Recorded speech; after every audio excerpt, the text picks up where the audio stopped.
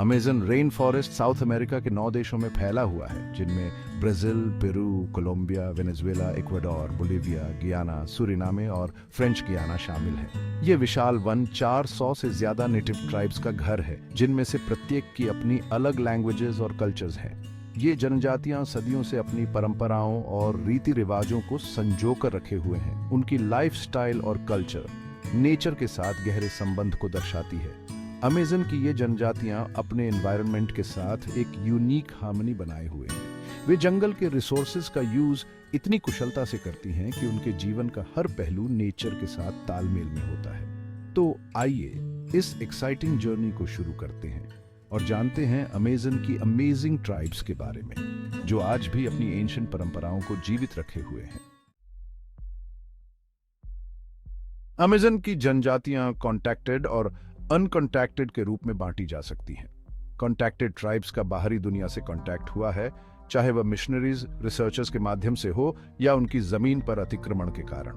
वहीं अनकॉन्टैक्टेड ट्राइब्स का बाहरी दुनिया से कोई झांत कॉन्टैक्ट नहीं है और वे अपनी आइसोलेशन को बनाए रखते हैं। यह विश्वास किया जाता है कि अमेज़न में 100 से ज्यादा अनकॉन्टैक्टेड ट्राइब्स हैं, जो अपनी परंपराओं को जीवित रखे हुए हैं।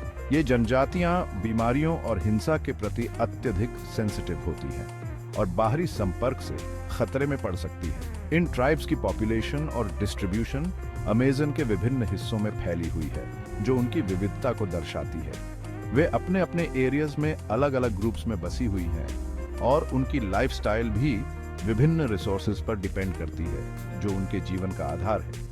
कॉन्टैक्टेड ट्राइब्स अक्सर बाहरी दुनिया के साथ इंटरैक्शन करती हैं, जिससे उनके जीवन में मॉडर्न सुविधाओं का प्रवेश हुआ है और उनके जीवन में बदलाव आया है। इसके विपरीत अनकॉन्टैक्टेड ट्राइब्स अपने पारंपरिक जीवन को बनाए रखने के लिए इंडिपेंडेंट रहना पसंद करती है और बाहरी प्रभावों से दूर रहती है। अमेज़न रेन फॉरेस्ट की जनजातियां कई प्रकार की लैंग्वेजेस बोलती हैं, जो उनकी कल्चरल डाइवर्सिटी को दर्शाती हैं। यह अनुमान है कि अमेज़न की जनजातियों के बीच 300 से ज्यादा लैंग्वेजेस बोली जाती हैं। ट्यूपी गरानी लैंग्वेज फैमिली साउथ अमेरिका में सबसे बड़े लैंग्वेज फैमिलीज में से एक है, जिसे अमेज़न की कई ट्राइब्स द्वारा बोला जाता है। अरावाकन लैंग्वेज फैमिली भी अमेज़न और उससे आगे तक विभिन्न ट्राइब्स द्वारा बोला जाता है। इसकी डायलेक्ट्स भी कई हैं और यह लैंग्वेज फैमिली भी कई जनजातियों की कल्चरल आइडेंटिटी का हिस्सा है। इन लैंग्वेजेस का संरक्षण और डॉक्यूमेंटेशन जरूरी है, ताकि आने वाली पीढ़ियां भी इन यूनिक लैंग्वेजेस और कल्चर से अवगत हो सकें।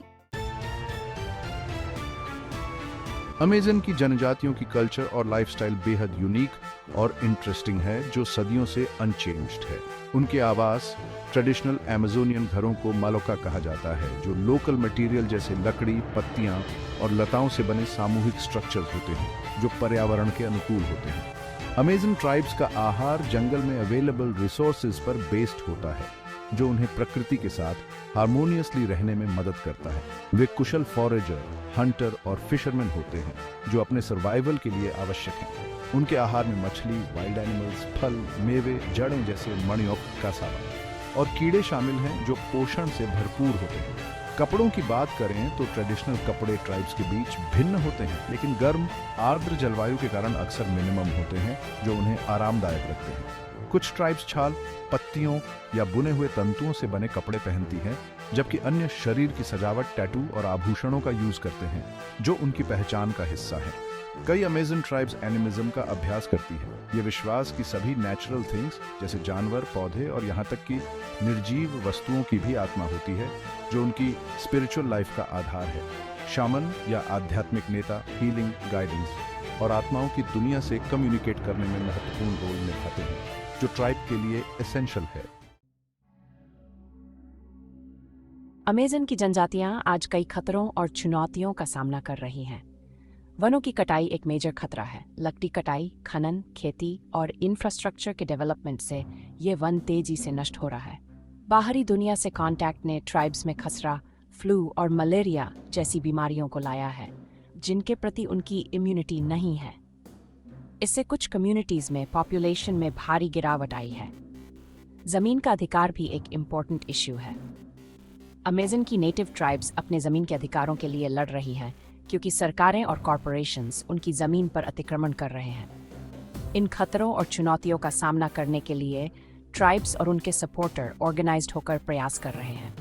वे अपनी ज़मीन, कल्चर और लाइफस्टाइल की रक्षा के लिए संघर्ष कर रहे हैं। अमेज़न की जनजातियों की सुरक्षा और संरक्षण के लिए कई प्रयास किए जा रहे हैं, जो उनकी समृद्ध विरासत को बचाने के लिए महत्वपूर्ण है। कुछ देशों, विशेष रूप से ब्राज़ील और पेरू, ने नेटिव ज़मीन की रक्षा के लिए प्रोटेक्टेड एरियाज स्थापित किए हैं, जो इन जनजातियों के लिए सुरक्षित स्थान प्रदान करते हैं, और अनऑथराइज्ड एंट्री को रोकने के लिए सख्त कदम उठाए हैं, जिससे उनकी सुरक्षा सुनिश्चित हो सके। कल्चर संरक्षण के लिए भी कई प्रयास किए जा रहे हैं ताकि उनकी परंपराएं जीवित रह सकें।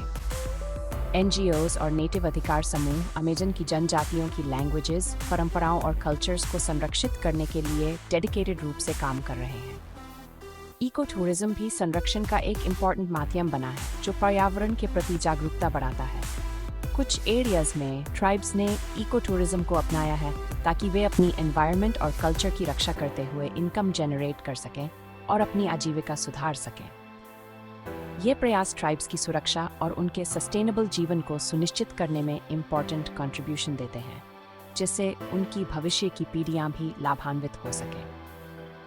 ये आवश्यक है कि हम इन प्रयासों को सपोर्ट दें और ट्राइब्स की रक्षा के लिए ऑर्गेनाइज्ड होकर काम करें, ताकि उनकी विरासत संरक्षित रह सके। अमेज़न की कुछ ट्राइब्स अपनी यूनिक पहचान और कल्चर के लिए फेमस हैं। यानोमामी ट्राइब इनमें से सबसे बड़ी और प्रसिद्ध ट्राइब्स में से एक है। यानोमामी ब्राजील और वेनेजुएला के बॉर्डर एरियाज में रहते हैं। कयापो ट्राइब ब्राजील में स्थित है और वे अपनी कलरफुल शरीर की सजावट, विशाल हेडड्रेस और अमेज़न को वनों की कटाई और खनन से बचाने के लिए अपने एक्टिविज्म के लिए जाने जाते हैं। मेट्सेस ट्राइब, जिन्हें जैगवर पीपल के नाम से भी जाना जाता है, पेरू और ब्राजील में रहते हैं। वे शिकार और ट्रेडिशनल ट्रीटमेंट में मेंढक के जहर का यूज करने के लिए जाने जाते हैं। ये ट्राइब्स अपनी यूनिक कल्चर और परंपराओं को जीवित रखे हुए हैं और उनके संघर्ष और उपलब्धियां हमें प्रेरित करती हैं। अमेज़न की जनजातियां आज कई मॉडर्न इश्यूज का सामना कर रही हैं। जलवायु परिवर्तन अमेज़न रेन फॉरेस्ट को प्रभावित कर रहा है, उन एनवायरनमेंट्स को बदल रहा है जिन पर नेटिव ट्राइब्स सर्वाइव करने के लिए डिपेंड करती हैं। मॉडर्नाइजेशन भी एक इम्पॉर्टेंट इश्यू है। कुछ ट्राइब्स मॉडर्नाइजेशन के इफेक्ट से जूझ रही हैं, जो अपॉर्चुनिटीज और चुनौतियों दोनों को ला सकता है। शिक्षा, हेल्थ सर्विसेज और टेक्नोलॉजी तक पहुंच भी रच रही है, लेकिन साथ ही कल्चरल लॉस का खतरा भी है।